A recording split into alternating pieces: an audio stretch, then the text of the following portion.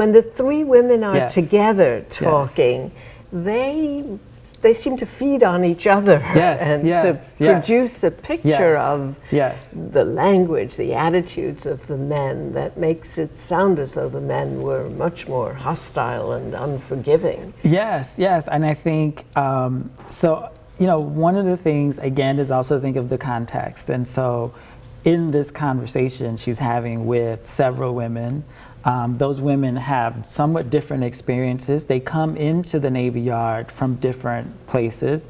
So you have Jean Robinson, who is a woman of color, an African-American woman, who comes into the work as a welder, having scored very high on the civil service exam. But she's also a violinist. She's a very talented very talented.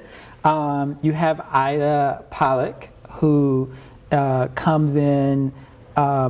She was married and her husband joined the service, and she comes in with friends, right? Right. So she's coming in with a different thing, and then she also comes in as a welder, and then you have Lucille Culkin, who comes in as a ship fitter, or to eventually become a ship fitter, right? And she comes in by herself. It's, you know, the thing about Lucille is, it's still, to me, there's still this kind of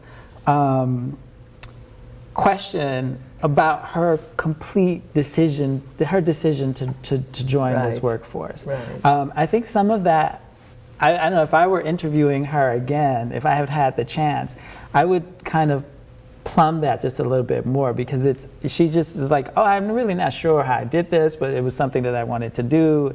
But she comes in differently, and so, but in that conversation, you get a kind of greater sensitivity to the experiences that the women had as individuals, because it's shaped by a sense of their identity as women.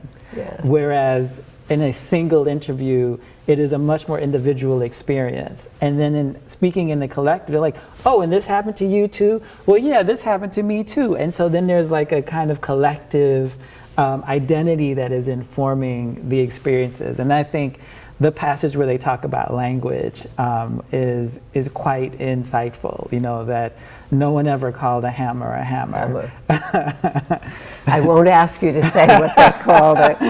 But the other thing that sort of is illuminated in that three-part discussion is racism. Yes. Is the way in which each woman experienced her job differently as a result of her race, and how in some instances it appeared that they stood up for each other and women socialized with each other and so on, but not always. Can you talk about that a little bit? Yeah, so I know in the papers, I think Lucille writes a letter to Alfred, where she talks about this coworker, a black coworker, who had been discouraged from advancing, and you know, they tried to support her to continue to encourage her to advance so she would get into a better work situation. In the conversation, Jean Robinson tells this story about how, like, always looking on the board to see who got a raise, and never seeing her name, right? Right. And then she had, like, I guess a supervisor who kind of helped her.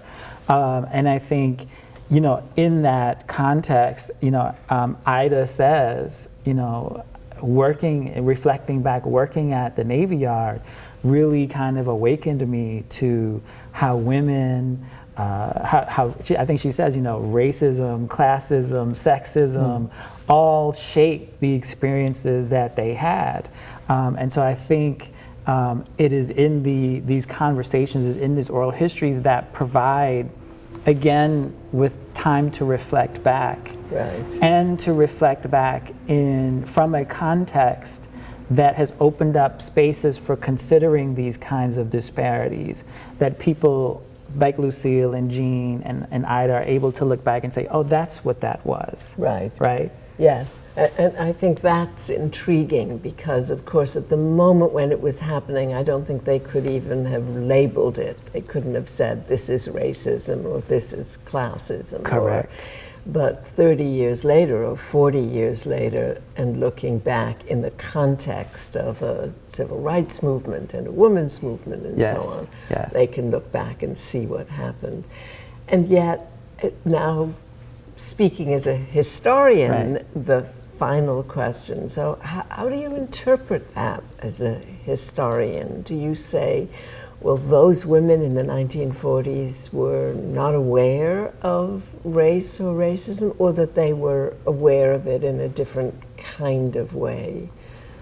Yeah, I mean, so one of the things as a historian is that we are very skeptical of the idea of things being new. Yes, indeed, indeed.